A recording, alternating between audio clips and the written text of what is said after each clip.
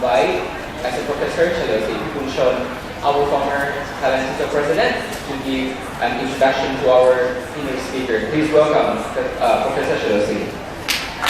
Thank you.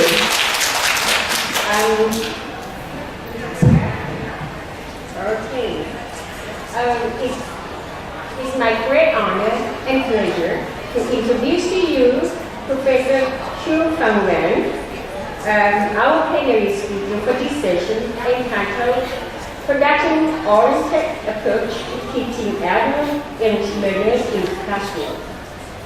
Professor Wen worked at Beijing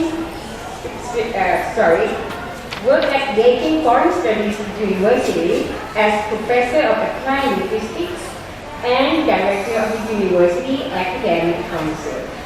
She's also President of China English Language Education Association and editor of Chinese Journal of Applied Linguistics in English and of Foreign Language Education in China. This is in Chinese. She has obtained 3 national and 4 provincial awards for excellence in teaching. She's also an experienced researcher and writer, having published more than 130 papers in 17 books, and has finished as well as is conducting more than 30 research projects. Her research interest includes second language teaching and learning, teacher professional development, and natural language capacity. Ladies and gentlemen, please join me in welcoming Professor Wen.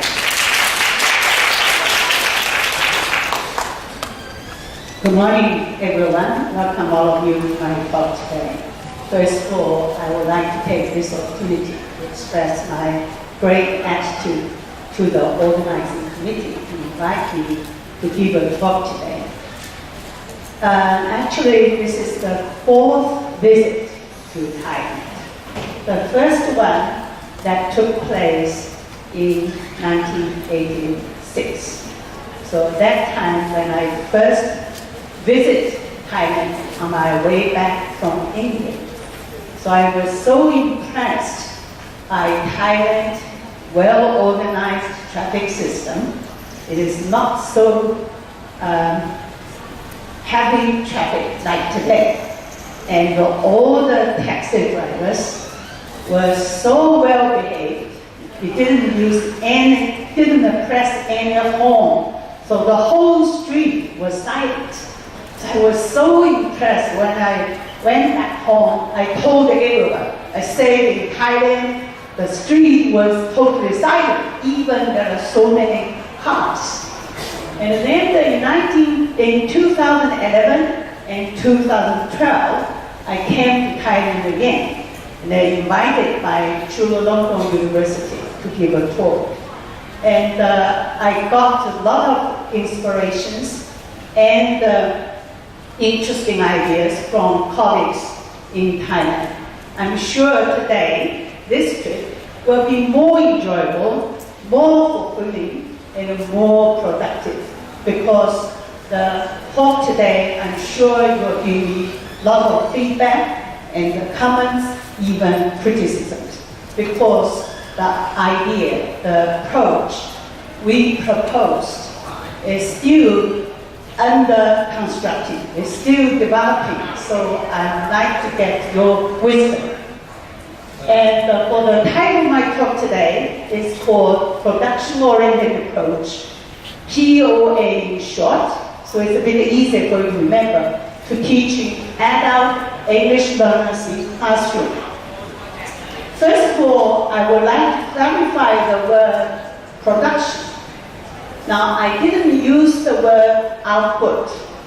You see, the production is not same as output here because it includes translating and interpreting. Normally, in the output used in the Western world, it only refers to speaking and writing, right? And also the word refers to both product and the producing. So that means it also includes the process as well. Now, production-oriented approach, I said at the very beginning, it is under construction. To be exact, it's half-baked. I proposed this idea in 2008. Then gradually, I got a lot of suggestions from my colleagues and even international scholars. So to be exact, this approach is a result of collective wisdom. And I'm sure this approach might be relevant to Asian context because Chinese learners share a lot with other Asian learners. Now, some of you might ask, there are so many methods in the world. Why you would like to produce a new one?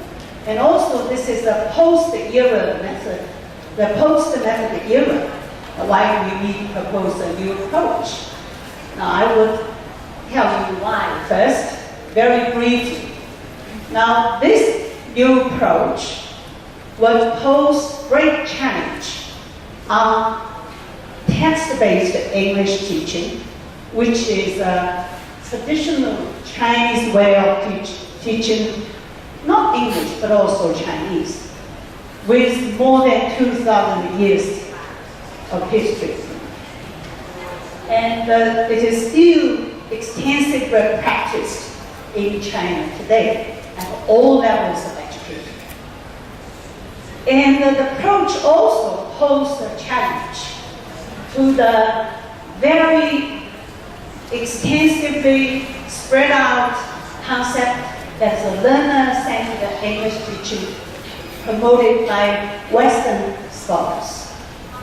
And this concept has been gradually accepted by Chinese teachers, at least verbally, if not in practice, since the mid-90s. So POA has posed challenges on both traditional and modern. So in which way I will explain later. And in general, I would say, neither teacher-centered nor learner-centered teaching is correct. I prefer, or the POA prefers, learning-centered. So we should guarantee every minute in the classroom, learning should take place. Whether teacher-centered or learner-centered, that's not essential issue. The essential issue is learning, whether students have learned something. So this is more important than anything else. Okay. Now, the outline of my talk today will be the following. First, what does textbook-based instruction look like? Some of them call that text-based instruction. They are similar to each other. The second is, what is POA? The third is, what extent can POA be justified? And how is POA implemented? Finally, how is POA different from other approaches? It depends on the time. Let's see how much I can cover. Now, what does textbook-based instruction look like? Now, if you look at the Chinese practice, we can classify them into two stages. Before 1990s, text-based instruction has taken bottom-up method. And after that, up to now, it has adopted top-down method. Okay, what is bottom-up method? What is top-down method? Now, in the Chinese context, we call English teaching. There's a special term, it's called intensive reading course.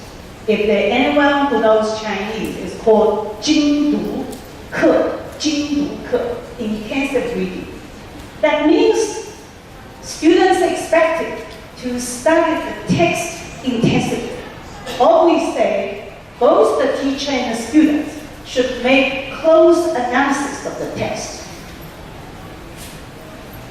Okay, what's going on in classroom? The teacher will teach new words and teaching paragraph by paragraph. At the same time, if there are some linguistic forms new to the students, the teacher will explain, or students will work out. And also, we will ask students to answer some comprehension questions. And the next, after the text study, students will be asked to do exercises at the end of the text designed by textbook learners. If time permits, the students will be asked to do extended productive activities. Be careful, most of the time, classroom teaching has got very limited time, so we won't have a chance to do that. So I use the dotted arrow to show that most of the time this might be omitted. And how do the teachers check the students' learning? So they will give the students a dictation and ask students to retell the text, or you will ask them to do exercises based on the text. So now this type of teaching has been seriously criticized by international scholars as well as Chinese teachers. How did they say? There are a lot of quotes because of limited time. I just pick up one of them. You read it again and understand how people think about it. They say intensive reading contributes nothing to the development of the English language teaching and English language learning in China. Indeed, it hinders development of new approaches because it encourages boring, teacher-centered lessons, preparation-obsessed, isolated teachers, and passive students who study both inefficiently and ineffectively. You see all the negative words which are related to this kind of teaching. Of course, this is not fair, I would say, because in early 1960s or 50s, 70s, actually, most of the Chinese learners who use the method to learn English. So by using this method, it produced large number of successful English learners. But one thing I have to emphasize, the method was working at that time because, as today's keynote speaker said, students are well motivated. We were working very, very hard. We were willing to do a lot of repetition, memorization, a lot of repetitive work. But now, none of the learners is willing to do that now, right? Okay, let's see the text-based instruction at the second stage. We call that the use top-down and global meaning-focused method. This is currently extensively practiced in China. If you go to the classroom to watch their videotapes, you can find this kind of method. First, they ask students to read the text by skimming and scanning to get the main idea of the text. Then, we move to structure analysis and reading comprehension questions.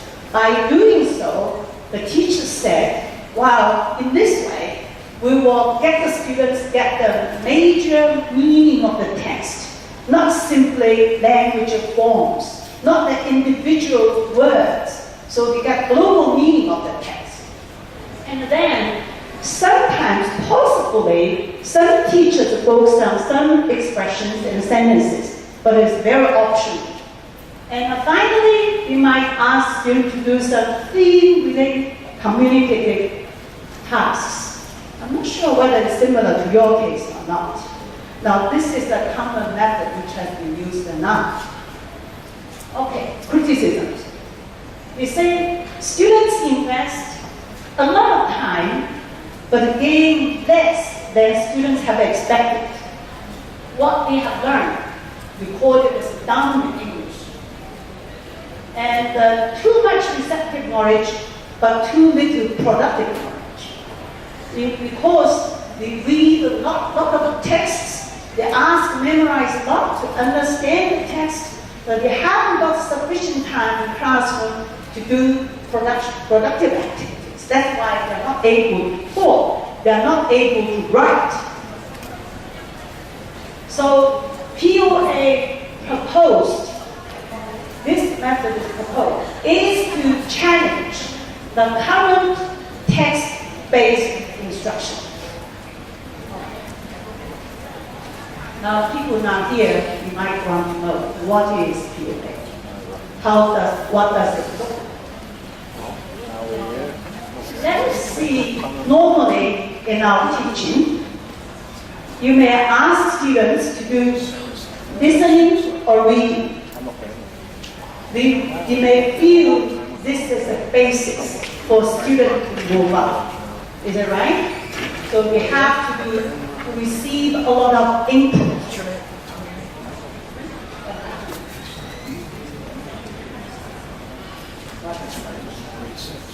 It disappeared. Nothing wrong with that. Okay, then they expect them to do speaking, writing, or translating, or interpreting after they have received a lot of input. This is a normal procedure, right? Now, what is POA? Be careful. I will shift the order. People might say, how can it be done, right? Okay. What's more? You see, listening and reading, I will be put in the middle. And productive activities at the beginning and the productive activities at the end. That's why I call it production-oriented approach. Then you would ask, the first part, remember I start with listening or with speaking, writing or translating or interpreting. We call this component is production-driven. And the end, students are expected to produce something, the teacher will assess it. So that's the end, that's the production assessed. But in between, that's the third. So this is important, production driven, then input enabled, then production assessed. Remember that this morning the keynote speaker said, students, if you ask students to learn something, it must be relevant. In which way it is relevant to them? If you start with input, in which way it is relevant to them? Students, you might tell the student, this is important for the future. This is useful for your test. You might use them for your future work, but students don't know which way you will use it. So here, input must be relevant to production. Input must be able to help the students to produce something. And the most important thing is, all these activities must be mediated by the teacher. I use the teacher mediated, but it's not teacher-centered, but it's not learner-centered. Teacher mediated. Okay, this is a general framework of POA. Still, you will wonder, how can you make it happen in classroom? How do you do it? Okay, for production-driven, the teacher will start with the scenarios, which are genuine scenarios, which will motivate students to learn English, which will motivate students to see they lack something, they need to learn something. And then we will tell them, after learning this unit, they are able to do that. example. Suppose you want the students to describe what's in your wallet or what's in your purse. This is a very simple task. Students will be fed up with that. Why should we do that? Okay, let's start with a real situation. One of my colleagues went to bookstore in London. He lost his wallet. So he went back to the bookstore. The book shop assistant asked him to describe what's in your wallet. That's very simple, right? It's a very reasonable task. Can you describe it? What's in your wallet? If you can't, how shop assistant can you find out? Or even the wallet is in the shelf. You won't be able to give you if you can't describe it correctly. So if you start with this kind of scenario, students realize, this simple task has got genuine communicative value, which might be useful for your future life. Okay, that's one example. And then you will tell the students today, if you are not able to do it, today we are going to learn it. Everybody will be able to do it after learning this unit. You see, you motivate students, you realize that, you will learn it. And then you give this task to the students. Students, of course, they are not able to describe what's in there. Some of them they are able to describe, maybe money or the credit card, something more like the identity card, the license, driving license, many things in the wallet, right? So we will ask them to try, and then they are not able to do it. And then we will notice the gap. We realize this is motivation part. So this is called production trigger. So they realize that something they are going to produce is useful for their life. And then for input enable. So even you tell them, I will teach you. Eventually you'll be able to learn. You can't tell them how to do it. So what are you going to do? You might give them materials to read. You might give them video clips to watch. So eventually you will watch very carefully and read very carefully, because we will know by reading, through watching, eventually they will produce. They will be able to learn. Okay. So we will help them to analyze the input given and select some relevant information for them to produce the task. Now here I use the practice and the perform. Because we give them material, not simply, that's not enough. We will ask them to read it over to find out important expressions and words and sentences, and then individually after that, ask them to practice, to perform, how to describe what's in their wallet. Of course, the task I give you the example is very simple. Later I will tell you, and for more advanced learners, we give them more advanced tasks. And the task sometimes, if it's a complex task, you will divide them into some small tasks. You will do it one after another. And so I give that arrow back. That's the kind of circulation. And finally, then is the production assessed.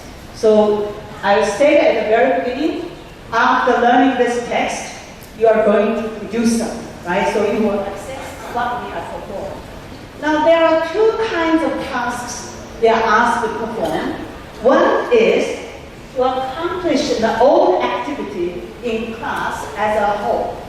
Because in class we divide the big project into small activities. So after class we put them together as a series, so as a whole project. This is sort of kind of reproduction. And furthermore, you may ask them to perform a new activity which is similar to this kind of situation. Now be careful, for our students' abilities are varied. So for the good students, maybe you ask them to do more challenging tasks. For the lower level students, you might ask them to just do lower level tasks. It depends. Okay? Now, This is the whole list of activities. Now, still, I would say that must be mediated by the teacher. So from the beginning to the end, the teacher should give them help. Not simply stand by, say, I'm a consultant. If you have difficulties, come to ask me. Or I'm simply a helper. If you got difficulties, I will give you help. I will give you a hand. But here I would emphasize, teachers should mediate the whole process. Okay. Now, what to be selected for the given input? Now, for the previous traditional teaching, we try to analyze the text line by line, word by word. I would say this is not an effective way. So I would say you would give them input, whether it's a listening material or reading materials. I hope the teacher will have them, give them guidance to select the most relevant materials for accomplishing their oral or productive written or oral task. For speaking and writing, what do they need? We emphasize three things. First, language. Second, knowledge of ideas. Sometimes for the topic, students even have no ideas to talk about. So we might get ideas from the text. The third thing is also important, discourse structure.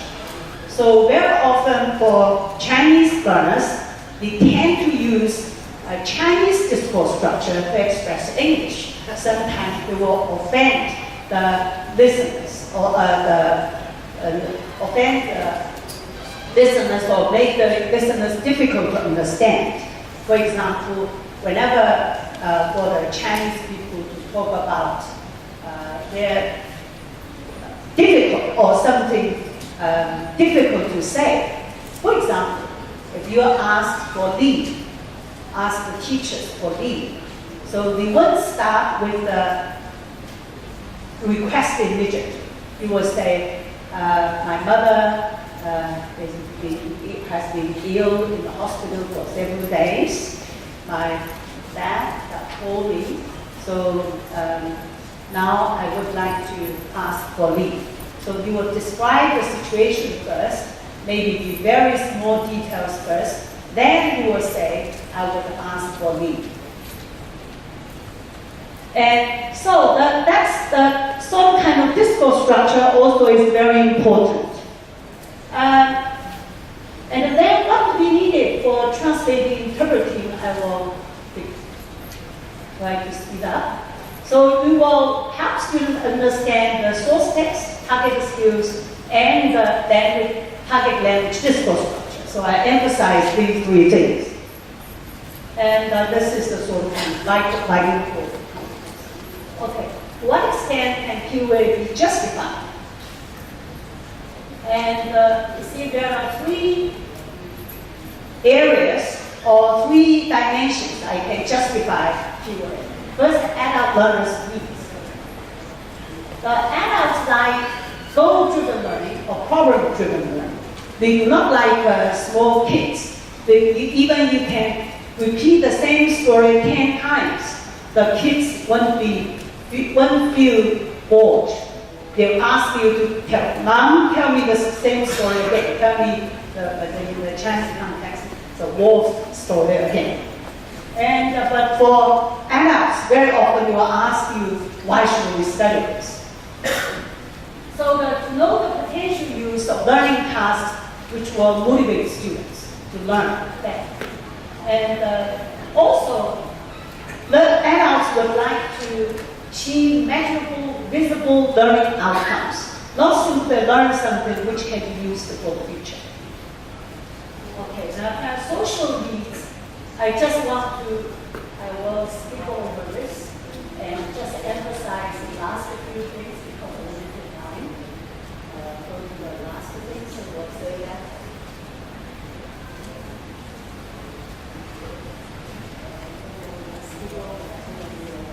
Okay, this one. And you see, in the job market,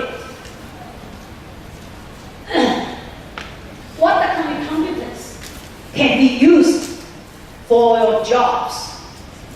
If you are good at listening and reading only, can you get a good job? You say, I'm very good at reading. I'm very good at listening. Can you get a job? I don't think any employer will pay you well because you got the good reading and listening skills. Unless you can also speak, write, translate, or interpret. Now, what I'm saying that, I do not want to deny the rule of listening and reading. I will say listening and reading, they play the role at the background. The skills which are at the front stage are productive skills. So if you do not teach your students productive skills, only confine them to listen and reading, they are not able to play an important role in job markets. It's very strange, right? It's only 30 minutes. Oh, okay. Okay, I got it. Okay. So for the theoretical ones, I want to talk about. They are familiar with that. We say this today. Actually, the input hypothesis is not sufficient, and output hypothesis is not sufficient either. And what I'm going to say, I just want to give you one more example. How is QA implemented? You might be interested. For one of my PhD students who tried out this method in her teaching. And the example is, the topic is culture shock in a courtroom. And the students, first year students, majoring in law. And teaching objectives, communicative and linguistic.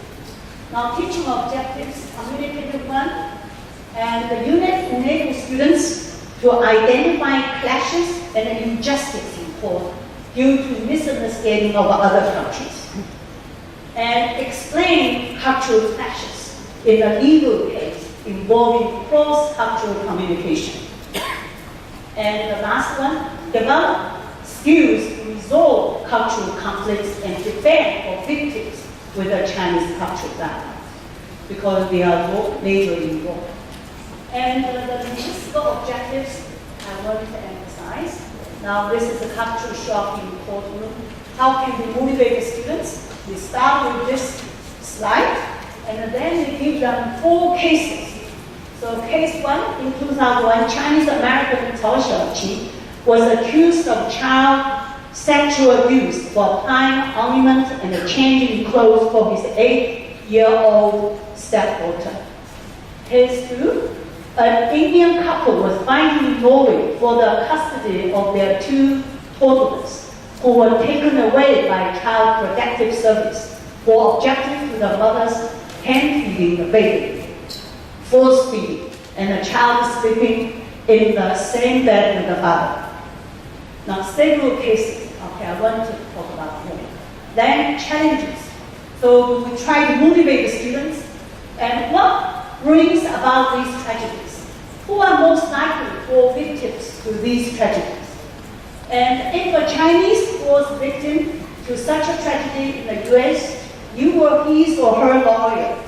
Could you defend him or her by making Chinese culture known and understood?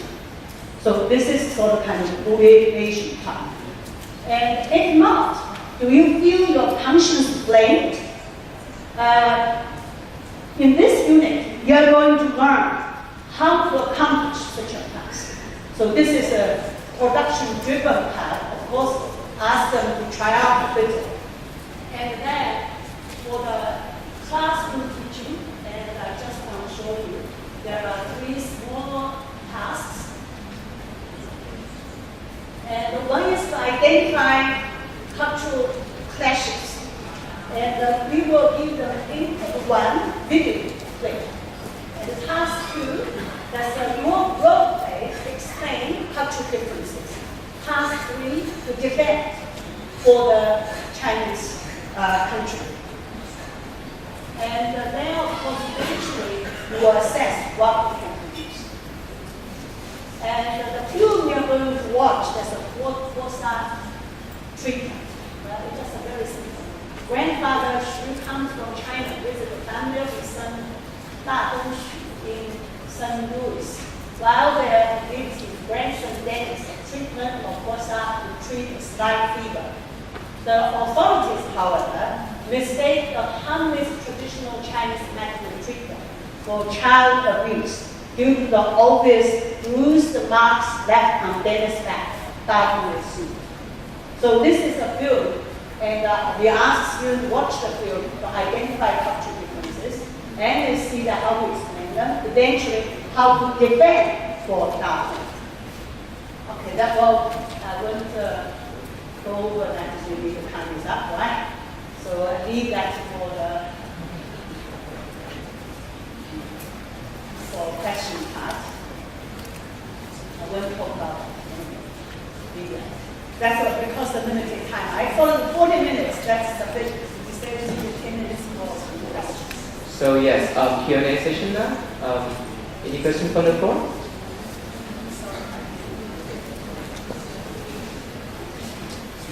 Do you have any questions for Professor Wen? Yes.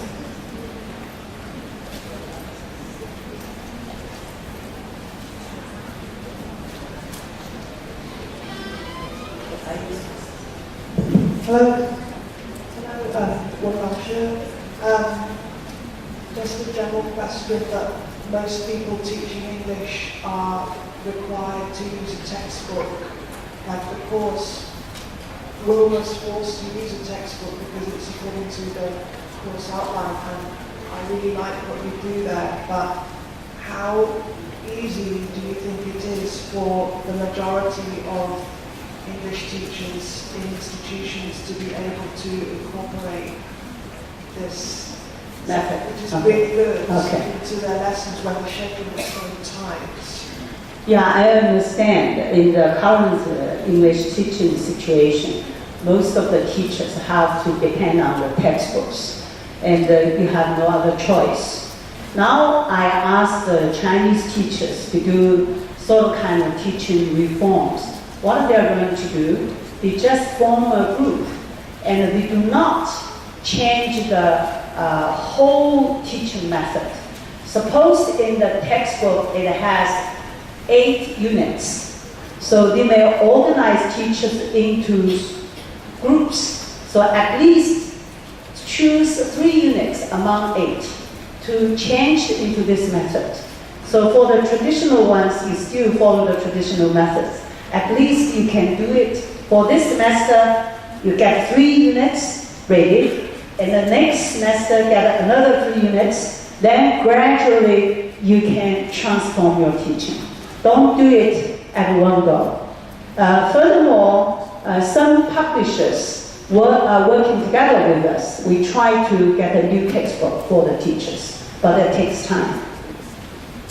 Did I answer your question? Okay.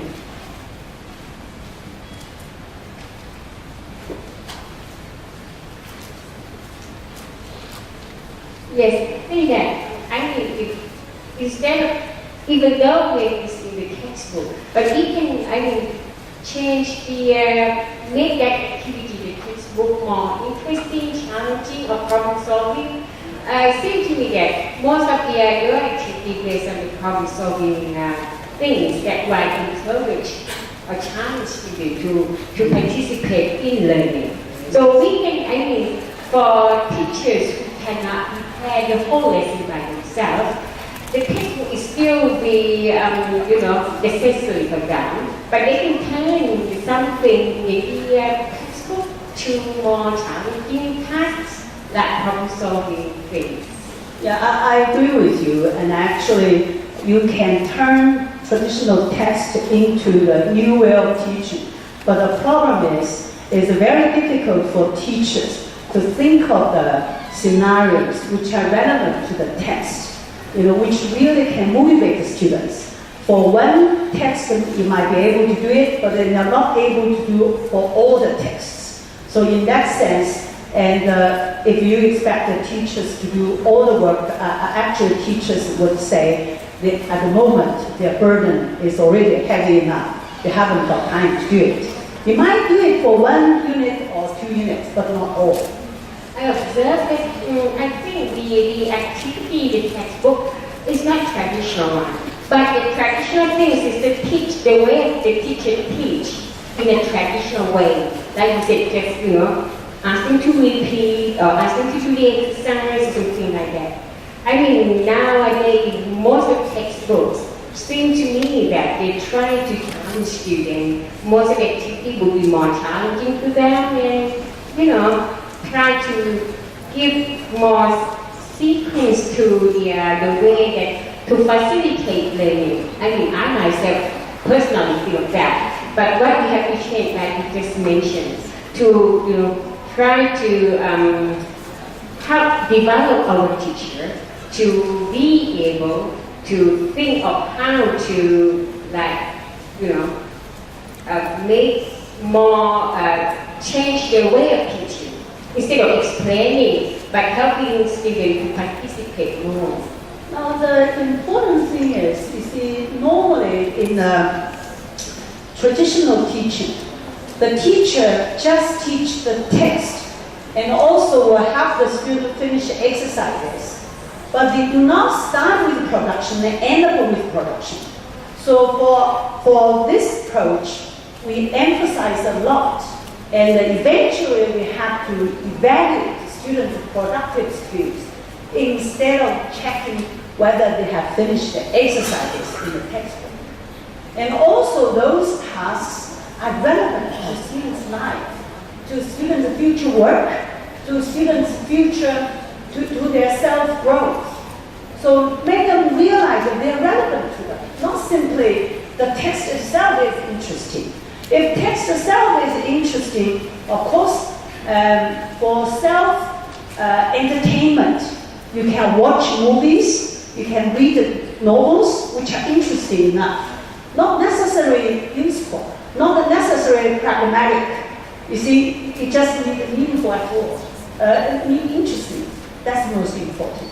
So for our text, not simply interesting, not simply meaningful, but also relevant to their life. That is more important, I would say. Please.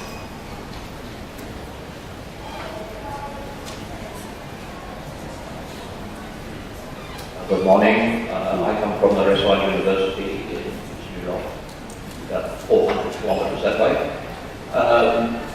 Very interesting what you're saying, and this idea of production, extremely important.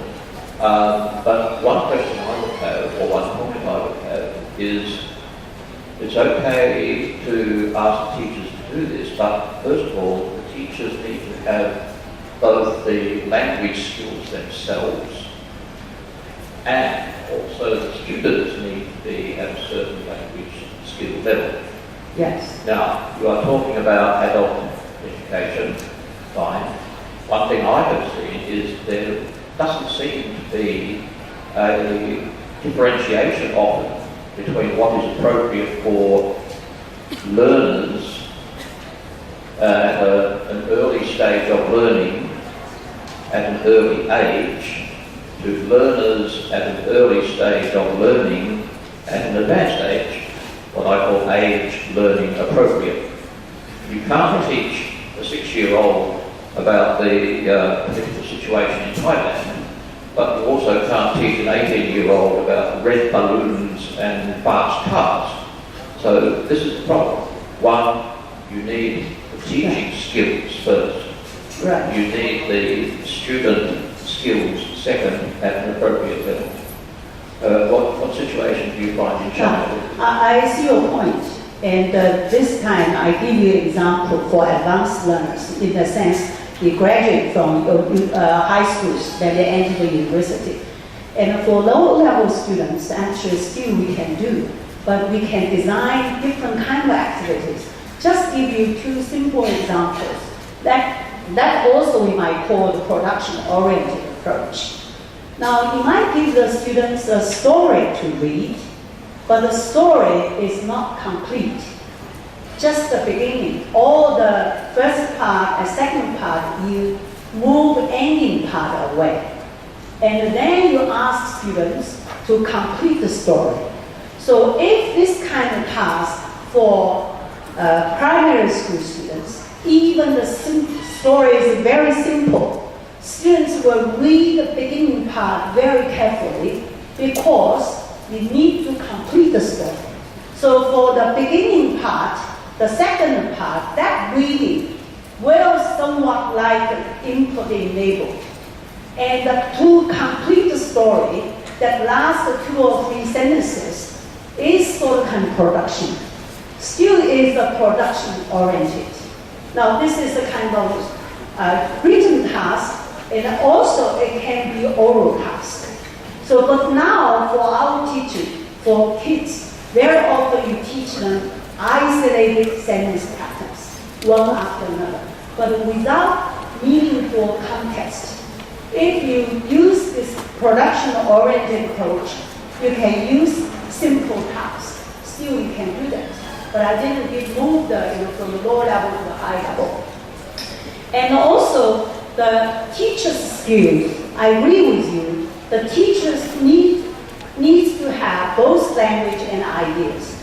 I share my ideas with the teachers. I say that we are growing together with the students. Actually, for example, how to defend for Chinese victims in the American court. I don't think all the English teachers in China, they're able to do that. But if we are interested in that, if they would like to teach students to do that, they can learn together with the students. Actually, students, I'm sure teachers are better learners than students in a way. They can find the better materials which are suitable to students, and they work together. So eventually, after several units, the teachers will become more proficient than the student. The student only learn once, right? So when we teach, we learn. Yes, yes.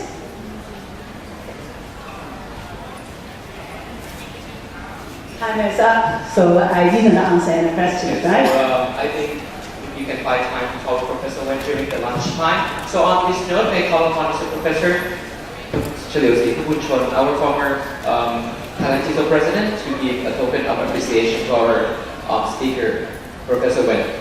And a big round of applause. Thank you very much. So please enjoy the rest of your